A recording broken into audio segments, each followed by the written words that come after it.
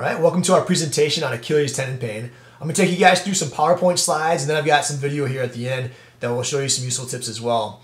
More than 230,000 Achilles injuries happen in the U.S. every year. A common cause is overuse, which in turn causes bursitis. Bursitis may ease with activity and return several hours later. This should not be perceived as a sign of recovery. Some of the possible contributing factors to Achilles tendon pain. One is years of activity, and we put running in here as an example. It doesn't necessarily have to be running, but a lot of runners, after years of experience running, can run into some issues. A lot of times what usually happens is an increase in activity with a decrease in recovery that really spurs on the events of Achilles tendon pain. It can also come from a change in your surface. If you've been going from an unpaved surface to a concrete sidewalk or a paved road, sometimes that can contribute. And then another cause is changing your footwear, a reason changing your footwear. If you went with a shoe that maybe fit you right and helped right here correct your pronation, and the new one isn't doing that as well, that can be a problem. So don't buy your shoes on looks. Make sure you're getting some good advice on what shoe works best for the way that your ankle moves through your gait while you're running or walking. Other things that are good to know is that management programs must involve an attempt to correct the predisposing factors that contributed to the initial injury. This presentation isn't for diagnosis. It's just as an awareness or informational campaign for you guys to get some good key tips and things like that. But definitely reach out to professionals that you use to diagnose exactly what's going on. And part of that should include, what got you there in the first place. The injury can take between 3 to 6 months to completely resolve. And some key factors to remember, again, if the pain goes away during physical activity, it can indicate that the problems are getting worse, not better. Poor and worn out footwear is the most common cause of Achilles tendon problems. And be careful not to choose your shoes on looks. Be selective and make sure that they feel good, and make sure you're getting that professional advice to go along with it. Your shoes need to be replaced every 3 to 6 months, depending on how often you work out. I've even heard some podiatrists recommend that you should replace your shoes as frequently as you work out in a week. You should replace them in a year. So if you think about that, that's a lot, actually. I mean, if you're working out 6 times a week, you should replace your shoes 6 times in a year. It might be a little excessive, but the point is replace your shoes frequently to help avoid Achilles tendon problems. And then some good things that you can do to see if you're at risk is a lunge test. So what you're going to do here is you're going to put a measuring tape on the floor. You're going to measure both your left and your right side separately. You're going to have your foot with your heel flat on the ground, and then you're going to kind of lunge forward, bringing your knee towards the wall. You actually want to touch your knee to the wall, and then you're going to measure the distance from your toes to the wall on that measuring tape. When you do your right and your left side, the difference between the two should be less than 10%. If there is a greater than 10% difference right there, you want to work with somebody, with a fitness professional, to help improve that. That can be a good way to see beforehand if you've got a problem that could potentially happen in the future. And if you work on it early, you can deter it, which is exactly what we all want to do.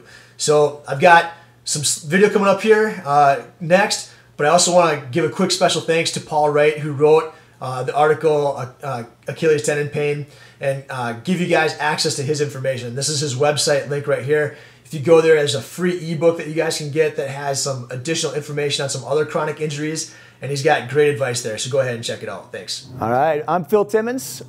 I'm here with Jane. We're coming to you today about Achilles injuries, and we're going to go through some exercises for you today to help prevent you from getting injured. But just in case you already do have an injury, we're going to help show you some things to help strengthen and hopefully get you back on the road a lot faster as well. Okay, as Phil mentioned, my name is Jane Nimmuth. I'm actually the National Educator of Spa Services for Lifetime Fitness, and I myself went through an Achilles injury last year as a runner. I actually had an overuse injury, so I have some good tips for you today that I'm going to share with you. First for prevention, and then also for stabilization and joint maintenance later on. A couple of good things that you might want to do in addition to some of the exercises we're going to do today. Look at some of the Lifetime Fitness supplementation to help you heal much faster, prevent injuries as well. Work with our Life Clinic to work with joint mobilization, and our massage therapist to flush out and help healthy muscles. But in addition to that, today Phil is going to show us some of the exercises. The first thing we're going to do is something called an eccentric download of the calf muscle. All right. There's two ways you can do this, and the key thing actually is to have your stabilizing leg flat on here first, step up onto the box, and then slowly drop your heel down and up. So I'm going to have you do that, Phil. One of the things that's really important with this exercise is that you drop the heel past the parallel point here, so that you're actually getting more of a stretch in the Achilles, and then come back up again. So not hold it for too long. You don't want any static stretches going on, but then back down again. Can you feel that stretch through the back of the heel? Yeah.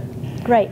If you bend the knees slightly, you're going to get one set of muscles that attach right in the back of the calf here. If you keep the legs straight, you're going to get a second set of muscles that attach into the calf here. So you're going to address both major muscle groups in the back of the leg to prevent that injury and reduce pain. So that's a great stretch to do before or after. The key thing is not to hold it for too long. If you hold it for too long, actually you go into contraction. So you want to make sure that you're moving through this motion. One of the things that I do in the morning, actually, if I get up and I've got heel pain, some people wake up with heel pain, and the first few steps feel like you're breaking glass on the back of your ankle when you've got Achilles problems. I go to the step before I go back down the stairs backwards and hold onto the railing and do that stretch before I start moving in the morning. That's a really good warm-up key exercise for you. And the most important part here is the motion going down. Down, the eccentric download, going downwards and not stretching up onto the toes. The toe, actually, if you're toeing off like that, often with Achilles problems, it's hard to do that initially. So the most important thing is the downward movement. Yes, great. Absolutely. Now come on over, let's do another stretch that's similar to that. If you don't have a step at home, and usually you'll find a stairwell, but this is a great thing to use in the club too. It's actually a half foam roller. And what I like about this, a lot of people do the static stretching against the wall, but when they do the static stretch, they're actually overstretching the muscle and they're not going past that level point, that parallel plane. So this one here will allow you to do it and drop your heel down. So if you can just demonstrate that for me, Tim, too. Excellent. So you're almost like walking. There you go. Perfect. And that, again, you can do with a straight leg or a bent knee to get both aspects of the muscle groups. Excellent. That's a great warm-up. It's also a post-workout one.